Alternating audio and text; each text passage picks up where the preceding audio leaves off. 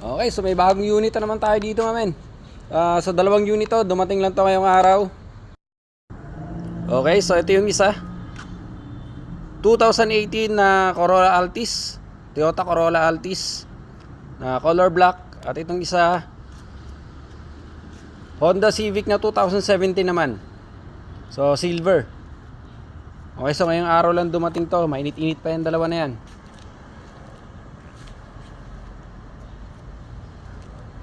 Ang kikinis ang body nito, mamen.